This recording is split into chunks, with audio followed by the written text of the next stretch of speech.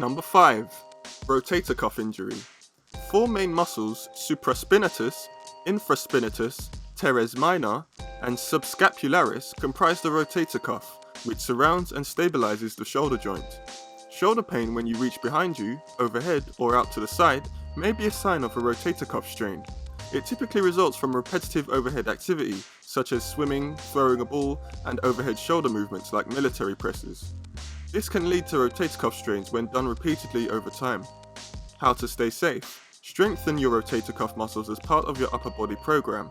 Use a good posture and avoid repetitive overhead exercises with a weight that you know is too heavy. And avoid lat pull downs behind your neck. Do lat pull downs from the front instead. Number 4. Patellofemoral Syndrome. Pain under the kneecap that worsens from running, walking downstairs, or sitting with bent knees for long periods of time could be a sign of Patellofemoral Syndrome, also known as runner's knee. You may also hear a crunching, creaking, or grating sound. You can get this from running, jumping, or squatting.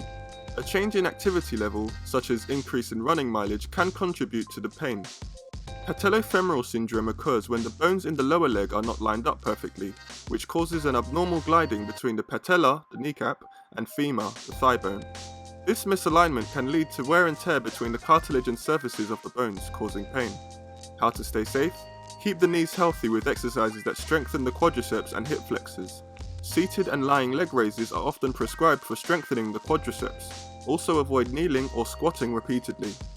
Number 3. Bicep tendinitis.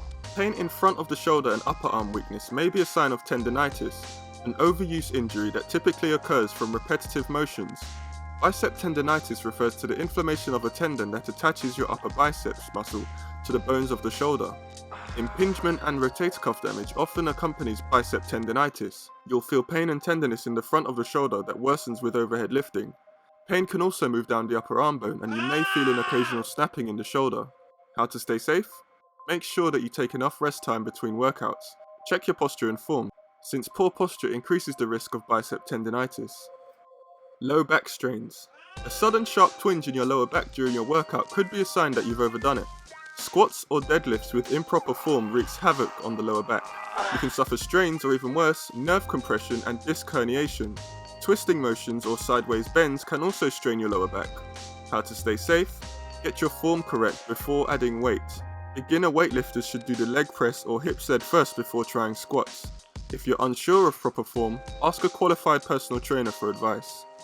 Ankle sprain. Twisting an ankle doesn't just happen running outdoors. Jogging on a treadmill in a gym can also result in an ankle sprain. The biggest problem running indoors on a treadmill is losing your focus on, say, a phone or an MP3 player and accidentally stepping half on and half off the treadmill while the belt is still moving. This forces you to jump off the treadmill quickly. If you land awkwardly, your ankle may roll in an unnatural direction. Running outside on an uneven terrain or up and off curbs also increases the risk of an ankle sprain. How to stay safe? Most treadmills have a clip you attach to your clothes that stops the machine if you fall. Make sure that you use it. If you run outdoors, stay on a level sidewalk or at a park. Look for paved, even walkways because uneven terrain and potholes can be a problem. These so-called fitness trackers are just expensive pedometers, right? The latest offering from Move, called the Move Now, is not your average activity tracker.